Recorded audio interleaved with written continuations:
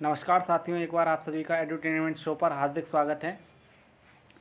आज हम लेकर आए हैं UPTET, CTET, BEO, Super TET, IBPS, RRB, NTPC, SSC सभी परीक्षाओं में पूछे जाने वाली महत्वपूर्ण करंट अफेयर्स की सीरीज पार्ट 4, जिसमें हम आज परीक्षा में पूछे जाने वाले महत्वपूर्ण प्रश्नों की श्रृंखला लेकर आए हैं। ये सभी परीक्षाओं की दृष्टि से बहुत ही ज़्यादा महत्वपूर्ण श्रृंखला है, तो इन प्रश्नों को अच्छे से तैयार कर लीजिएगा। ये आपके परीक्षा में बहुत ही ज़्यादा उपयोगी सिद्ध होंगे। वीडियो को शुरू करने से पहले अगर आप हमारे चैनल पर नए हैं तो चैनल को सब्सक्राइब करके बेल आइकन दबा दें, जिससे आगामी वीडियोस का नोटिफिकेशन आपको जल्दी मिल सके। तो आइए हम वीडियो को शुरू करते हैं। पहला प्रश्न हमारा है, लालजी टंडन जिनका 21 जुलाई 2020 को निधन हो गया, वे किस राज्य के राज्यपाल थे? मध्य प्रदेश, गुजरात, दिल्ली या आंध्र प्रदेश? तो इसका हमारा विकल्प है ए, मध्य प्रदेश। वो मध्य प्रदेश के क्या थे? राज्यपाल थे। लालजी टंडन मध्य प्रदेश के राज्यपाल थे। उनका 21 जुलाई 2020 की सुबह निधन हो गया। वे 85 साल के थे और कुछ दिन से बीमार होने के कारण लखनऊ के निजी अस्पताल में उनका इलाज चल रहा था। अगला प्रश्न हमारा, निम्न में से कौन एसबीआई कार्ड के नए एमडी और सीईओ बने हैं? नए एमडी और सीईओ बने हैं तो ये हैं आपके अश्विनी कुमार तिवारी, राजेश माहेश्वरी, विनीत जोगिंदर या जगजीत सिंह गिल? तो इसका आपका विकल्प ए, अश्विनी कुमार तिवारी सही आंसर है। अश्विनी कुमार तिवारी को SBI card and payment services का नया एमडी और सीईओ नियुक्त किया गया है। उन्होंने हरदयाल प्रसाद की जगह ली है। अगला प्रश्न हमारा, निम्न में से किसे अंतर्राष्ट्रीय रेलवे संघ का उपाध्यक्ष नामित किया गया है? विनीत धवन, राजीव शर्मा, विजय कुमार या अरुण कुमार? तो इसका आपका विकल्प है डी, अरुण कुमार। अरुण कुमार को क्या किया गया है? अंतर्राष्ट्रीय रेलवे संघ का उपाध्यक्ष नामित किया गया है। अंतर्राष्ट्रीय रेलवे को संघ को यूनियन इंटरनेशनल डेस कॉमन्स यूआईसी भी कहा जाता है। अगला प्रश्न हमारा, किसे Gujarat cooperative milk marketing federation GCMMF का अध्यक्ष चुना गया है? ठीक, बालमजी हुंबल, सामल भाई पटेल, राजीव भाई शाह या इनमें से कोई नहीं? तो इसका विकल्प है बी, सामल भाई पटेल। अमूल ब्रांड नाम से दूध उत्पाद बनाने वाली Gujarat cooperative milk marketing federation limited GCMMF में साबरकांठा के सहकारी नेता सामल भाई पटेल को 23 जुलाई 2020 को निर्विरोध अध्यक्ष चुना। पटेल साबरकांठा जिला सहकारी दुग्ध उत्पादक संघ के अध्यक्ष भी हैं। तो बहुत ही महत्वपूर्ण है, इस चीज़ को देख लीजिए।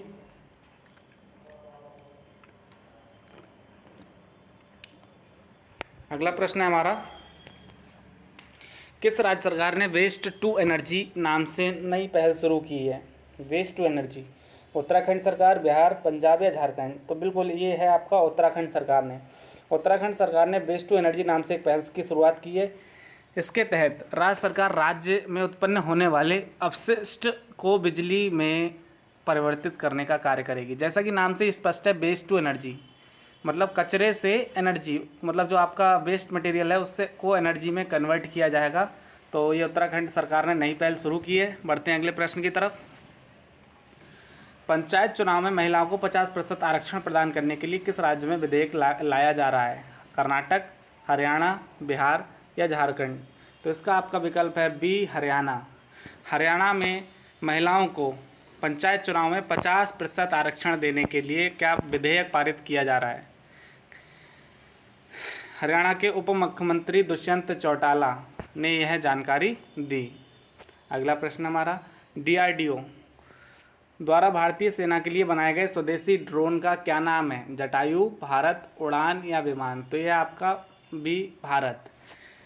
तो रक्षा अनुसंधान एवं विकास संगठन डीआरडीओ ने सीमा पर निगरानी बढ़ाने के लिए स्वदेशी तकनीक से विकसित ड्रोन का निर्माण किया। इसका नाम है भारत। क्या नाम है? भारत।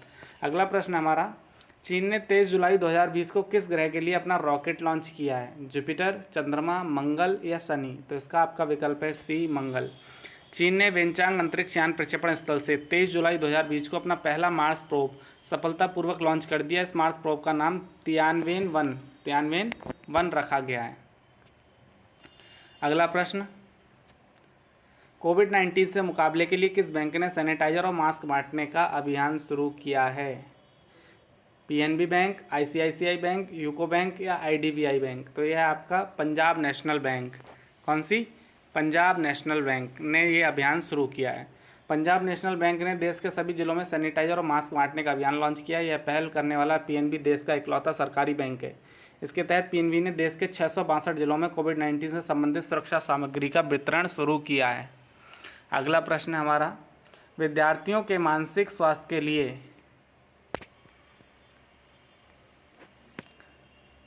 केंद्रीय मानव संसाधन विकास मंत्रालय ने कौन सा अभियान लॉन्च किया है?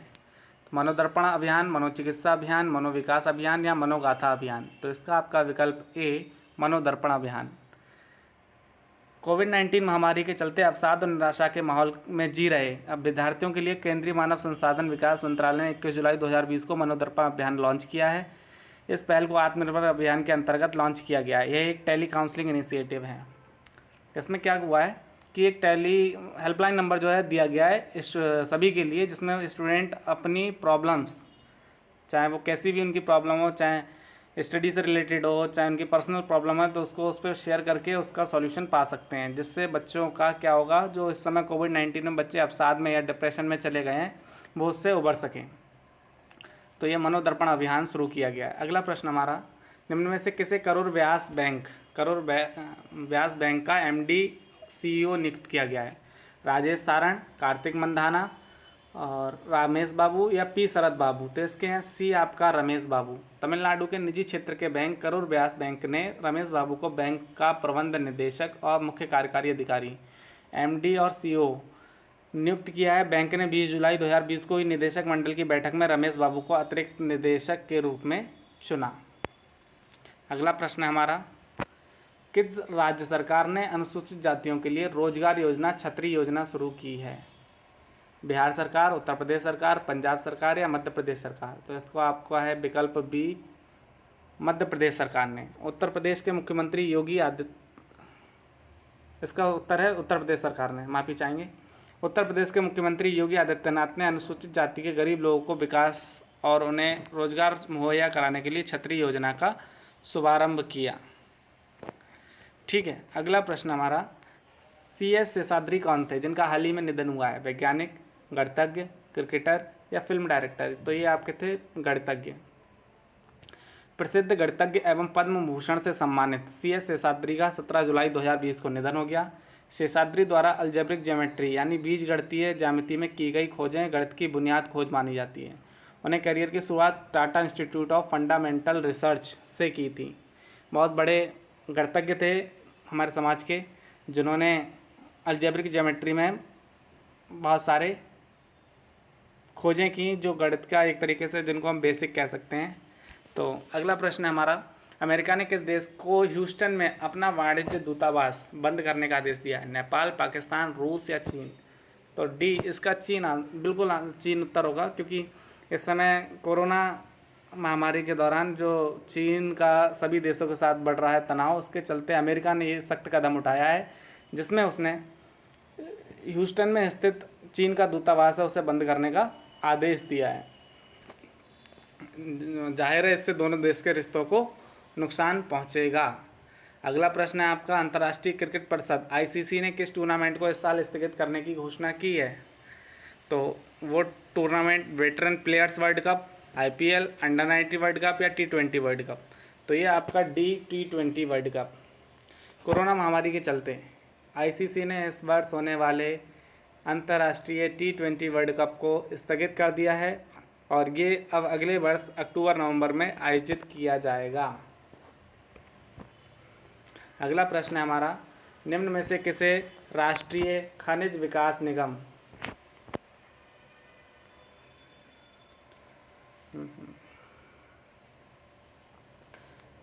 का अध्यक्ष और प्रबंध निदेशक नियुक्त किया गया है? सनुज कुलश्रेष्ठ, विनीत जोशी, प्रमोद गुप्ता या सुमित देव? तो यह आपका विकल्प है डी सुमित देव। सुमित देव को राष्ट्रीय खनिज निगम का अध्यक्ष और प्रबंध निदेशक नियुक्त किया गया है। सुमित वर्तमान में NMDC के ही निदेशक कार्मिक पद पर कार्यरत हैं। ठीक है, तो सुमित देव को जो है राष्ट्रीय खनिज विकास निगम NMDC national mining development corporation का अध्यक्ष, प्रेसिडेंट और MD नियुक्त किया गया है। अगला प्रश्न हमारा, देश का पहला इलेक्ट्रिक व्हीकल चार्जिंग प्लाजा किस शहर में स्थापित किया गया है? Electric vehicle charging plaza Mumbai, Delhi, Bengaluru या चेन्नई? तो ये आपका स्टार्ट किया गया दिल्ली में। देश का पहला सार्वजनिक इलेक्ट्रिक वाहन चार्जिंग प्लाजा 20 जुलाई 2020 को नई दिल्ली में लॉन्च किया। केंद्रीय ऊर्जा मंत्री आर.के. सिंह दिल्ली के चैम्सफोर्ड क्लब में इसका उद्घाटन किया। ये क्या है? जैसे पेट्रोल पंप, सीएनजी पंप, उसी तरीके से एक प्लाजा बनाया गया प्लाजा बनाया गया है जहाँ पे इलेक्ट्रिक व्हीकल्स हैं जो भी, उनको वहाँ पे चार्ज किया जाएगा। अगला प्रश्न हमारा, किस राज्य की सरकार ने मुख्यमंत्री घर घर राशन योजना लॉन्च की है? राजस्थान सरकार, गुजरात, बिहार या दिल्ली? तो बिल्कुल इसका दिल्ली सरकार, केजरीवाल सरकार ने जो है ये बहुत ही बढ़िया कदम उठाया है, जिसमें उन्होंने कोरोना महामारी के दौरान जो लोग परेशान हैं, बेरोजगार हैं, उनके लिए घर घर राशन पहुंचाने की व्यवस्था की है, जिसमें उनको जो दैनिक उपभोग की वस्तुएं हैं, राशन है, चावल, आटा, दाल, चीनी इत्यादि बहुत ही मुफ्त में जो है उपलब्ध करवाई जाएगी और घर घर पे पहुंचाई जाएगी उनके। अगला प्रश्न हमारा, राष्ट्रीय प्रसारण दिवस प्रतिवर्ष कब मनाया जाता है? नेशनल ब्रॉडकास्टिंग डे कब मनाया जाता है? 21 जुलाई, 22, 23 या 24? तो ये आपका मनाया जाता है 23 जुलाई को।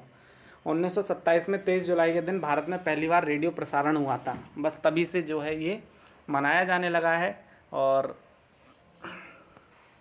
अगला प्रश्न हमारा, किस राज्य ने वर्ष 2022 तक प्राकृतिक तरीके से खेती करने वाले प्रदेश बनाने का लक्ष्य रखा है? हिमाचल, उत्तर प्रदेश, मध्य प्रदेश, आंध्र प्रदेश या हिमाचल प्रदेश? तो इसका आपका विकल्प है डी, हिमाचल प्रदेश।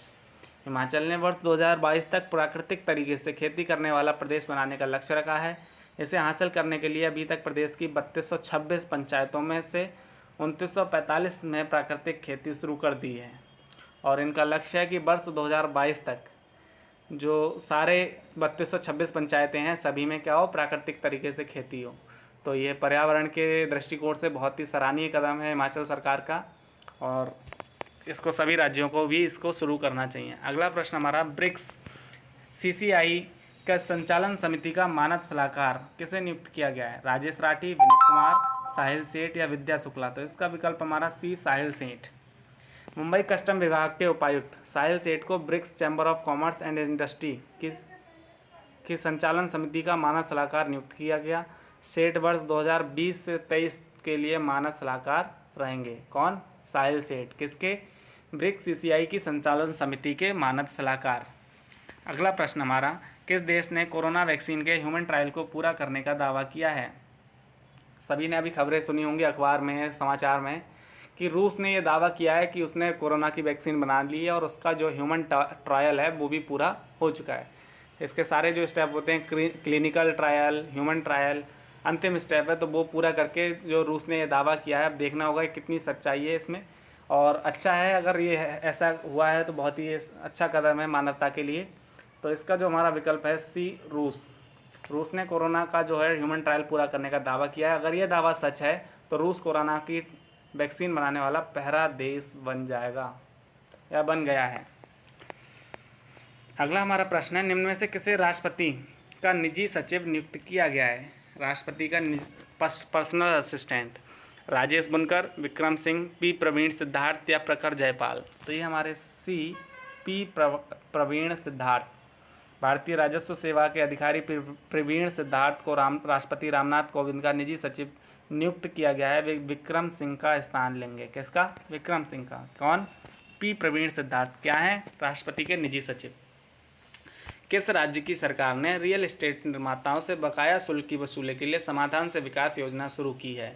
राजस्थान, हरियाणा, पंजाब या उत्तर प्रदेश? तो इसका आपका है वी, हरियाणा।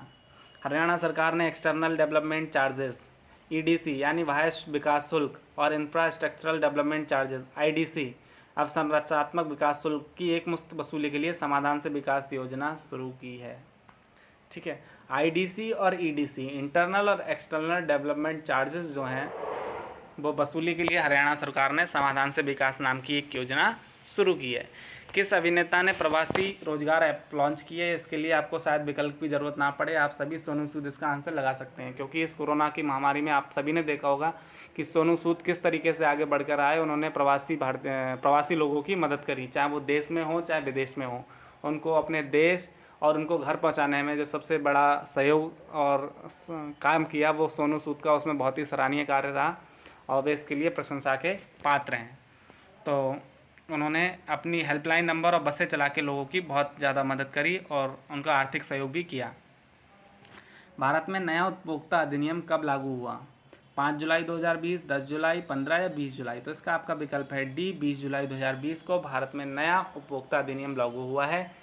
केंद्रीय उपभोक्ता मामले, खाद्य सार्वजनिक वितरण मंत्री कौन है? रामविलास पासवान जी ने इसकी घोषणा करते हुए कहा, नए कानून में पुराने कानून के प्रावधानों को संशोधित करके पहले से अधिक बेहतर और सशक्त बनाया गया है। अगला प्रश्न हमारा, निम्न में से कौन सा देश मंगल ग्रह के लिए अंतरिक्ष मिशन लॉन्च करने वाला पहला अरब देश बन गया है? कतर, यूएई, अल्जीरिया या इराक? तो ये है आपका यूएई, यूनाइटेड अरब एमिरेट्स। तो 19 जुलाई 2020 को मंगल ग्रह के लिए पहला interplanetary hope probe mission launch किया। इसके तहत जापान के तानेगाशिमा स्पेस सेंटर से मानव रहित अंतरिक्षयान मंगल के लिए रवाना किया गया है। तो देख रहे हैं आप, अंतरिक्ष में मंगल और भी बहुत सारे ग्रहों पे जो है सभी देश अपने क्या कर रहे हैं, अपने एरोशिप्स भेज रहे हैं और वहाँ पे खोज करने का प्रयास कर रहे हैं। अगला प्रश्न हमारा, केंद्र सरकार ने आईटी और बीपीओ कंपनियों के लिए घर से काम करने के लिए तारीख कितने तारीख तक बढ़ा दिया है? मतलब वर्क फ्रॉम होम की जो डेट है वो एक्सटेंड कर दी गई है। कब तक एक्सटेंड कर दी गई है? 15 अगस्त तक, 31 दिसंबर, 10 अक्टूबर या 1 दिसंबर? तो ये बी ऑप्शन है, 31 दिसंबर। मतलब इस साल के अंत तक सभी आईटी और बीपीओ जो कंपनियां हैं उसके लिए क्या किया है, सरकार ने वर्क फ्रॉम होम की अवधि 31 दिसंबर 2020 तक बढ़ा दी है। अगला प्रश्न हमारा, भारत ने किस देश के साथ आपातकालीन चिकित्सा सेवाओं के लिए समझौते पर हस्ताक्षर किए हैं? बांग्लादेश, श्रीलंका, मालदीव या मॉरिशस? तो इसका विकल्प है आपका सी, मालदीव। सी, मालदीव।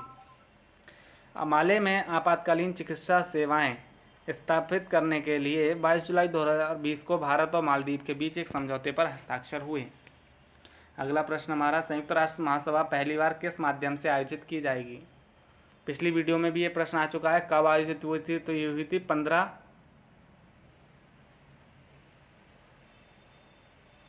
सितंबर से शुरू होगी। और कैसे होगी? तो कोरोना चल रहा है इस समय, तो ये वर्चुअली मतलब वीडियो कॉन्फ्रेंसिंग के थ्रू आयोजित की जाएगी।